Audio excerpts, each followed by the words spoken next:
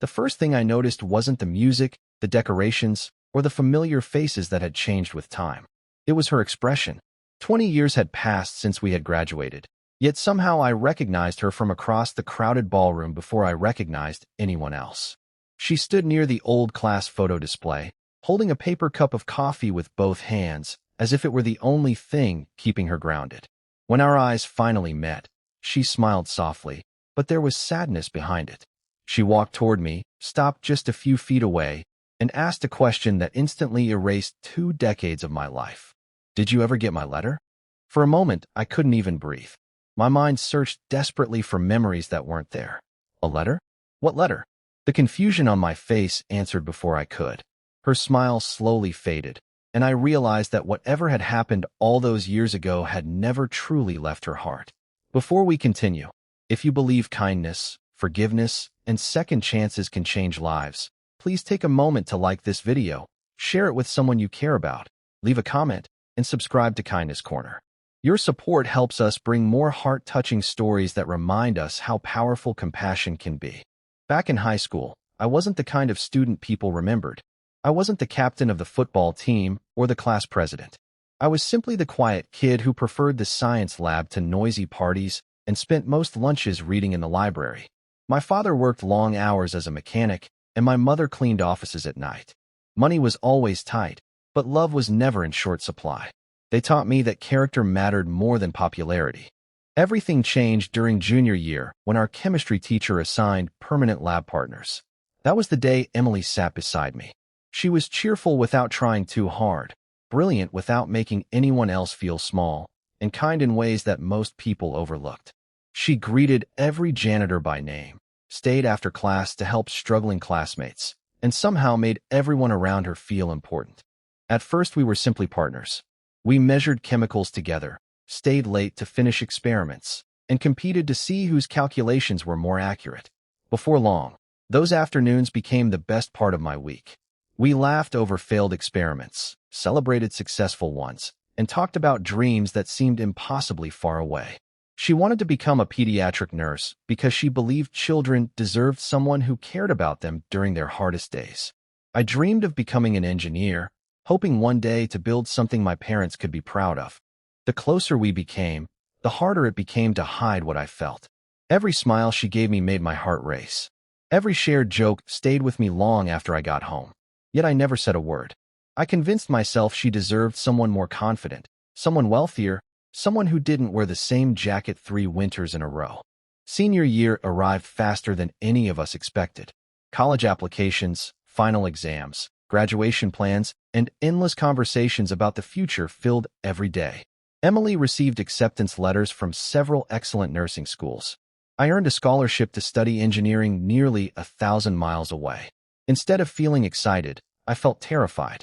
Every passing day meant fewer opportunities to tell her how much she meant to me.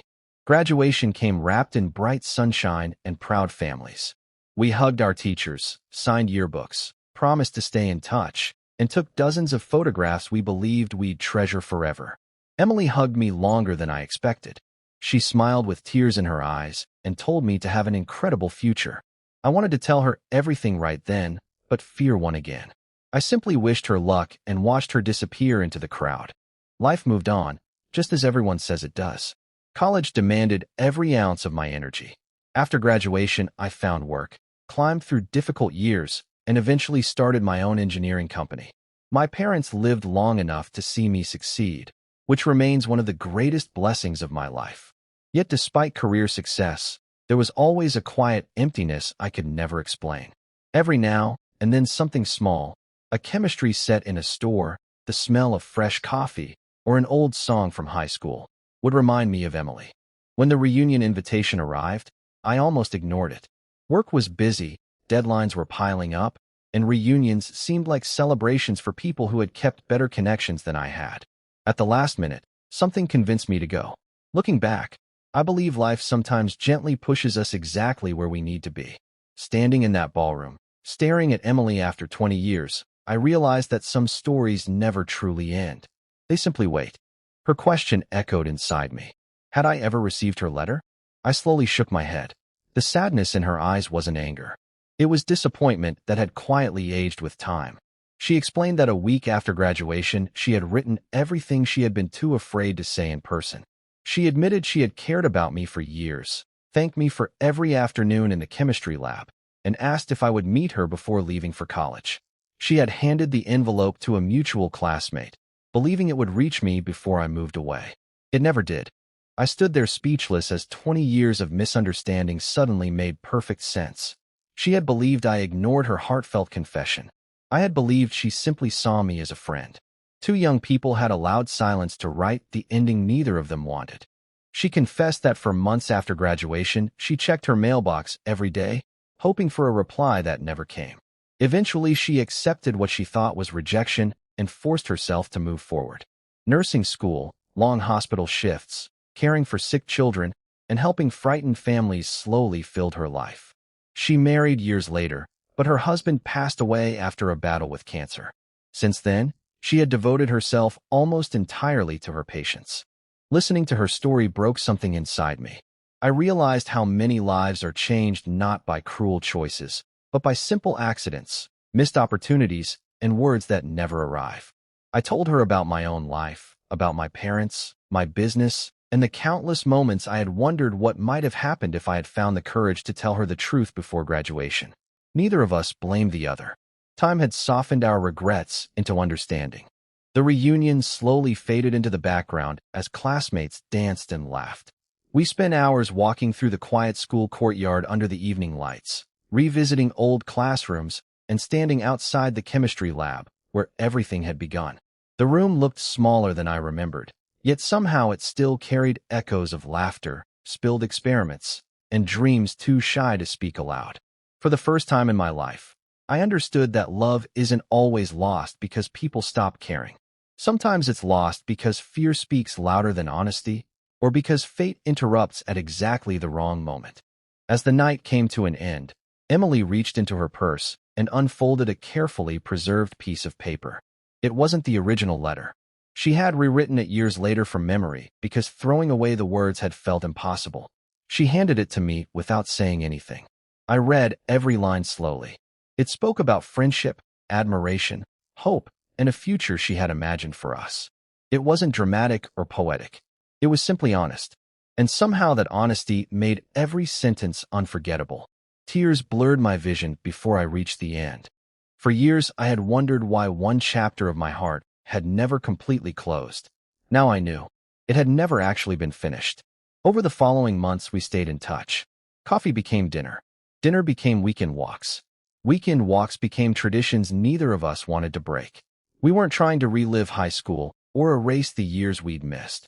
We were simply learning who we had become and discovering that kindness, respect, and quiet affection had survived the passing of time. One crisp autumn afternoon, we returned to our old high school, now hosting a community science fair for local children. Together, we volunteered in the chemistry lab where our friendship had begun decades earlier. Watching excited children perform simple experiments reminded us that every great future often begins with one small moment of encouragement. As we locked the classroom that evening, Emily smiled the same gentle smile I had fallen for all those years ago. This time there were no missing letters, no unanswered questions, and no fears left unspoken. Whatever tomorrow held, we would face it honestly. If this story touched your heart, please like this video, share it with your friends and family, and subscribe to Kindness Spark Tales. Your support allows these stories of hope, healing, and second chances to reach people who may need them most. Speech balloon special request. Before you go, tell us in the comments. Have you ever wondered what might have happened if one important message had reached you on time? Life rarely gives us the chance to rewrite the past, but sometimes it gives us something even more precious, the opportunity to write a beautiful new ending. Our reunion wasn't about recovering 20 lost years. It was about proving that kindness, patience, and truth can still bloom after seasons of silence. And as we walked away from that old school together, I realized that the letter had finally reached its destination. It had simply taken 20 years to be delivered,